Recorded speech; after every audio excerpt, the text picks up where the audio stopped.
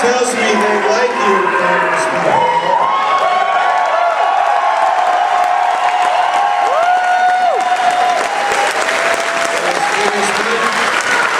It is my privilege on Freedom Watch to have Congressman Paul on us once a week. It's an utter personal privilege, and I'm humbled to be in the same room with him in front of such great lovers of freedom, and we're all glad that he's here to join us.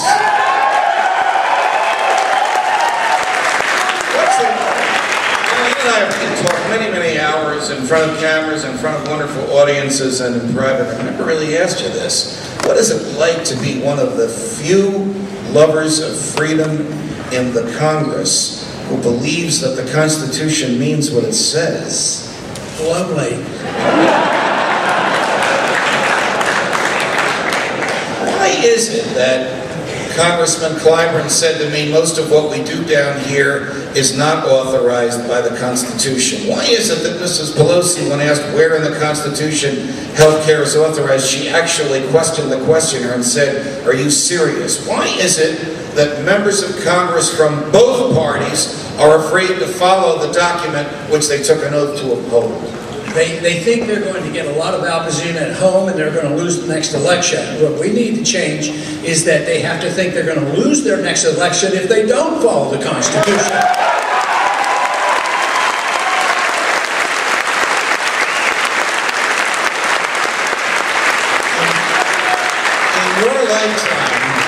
In your lifetime, have you seen a movement like we see today? And Congressman Paul and I have been all over the country together. Have you seen a movement like we see today, which is filled with youth that understands and demands its natural freedoms? Yeah, I've never seen it. It excites me, and I'll tell you what, something big's going on.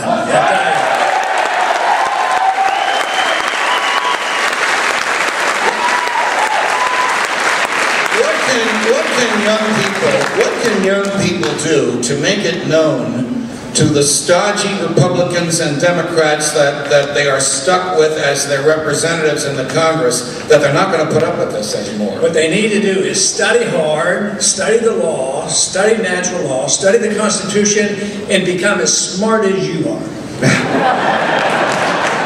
What's going to happen? What's going to happen with health care?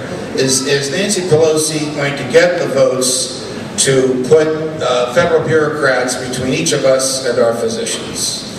It's hard for me to believe she will, but I'm not going to put my money on anything. But right now, I would still stick to what I thought of 6-8 months ago, is that they'll probably pass something, but it will be watered down because the country and Congress seems to adapt to gradualism.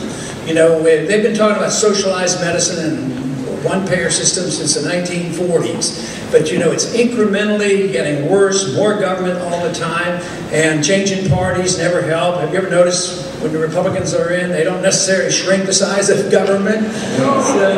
So no, it's going to continue, and I think it'll be difficult for them to walk away with nothing, but I also think it's going to be very hard for her to get the votes. But I wouldn't bet on it. Won't they be digging their own political graves if they do this? Haven't they sensed the feel in the country that we simply don't want the federal government to dictate to us what we have to buy and how we have to live and what our health care should be?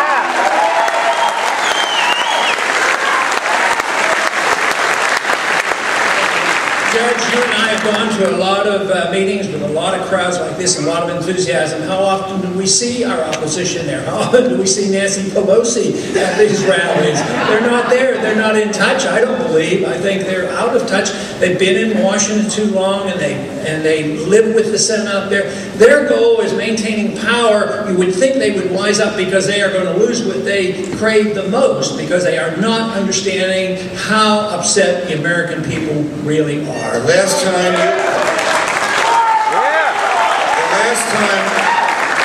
time you and I were together was just a couple of weeks ago in the belly of the beast in Washington, D.C. itself at the Conservative Political Action Conference, and all those conservative Republicans were there, and everybody that was there took a vote as to who they wanted to be the next president of the United States.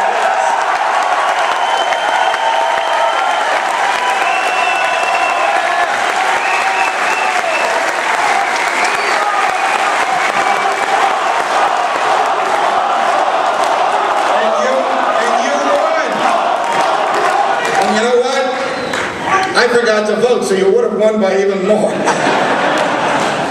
Did it startle you? Does it startle you that they are saying, well, not enough people voted, there were only 2,500 of the 10,000 that voted, and Ron Paul's better organized than anybody else? Will they ever accept reality that freedom is an idea whose time has come and you personify it?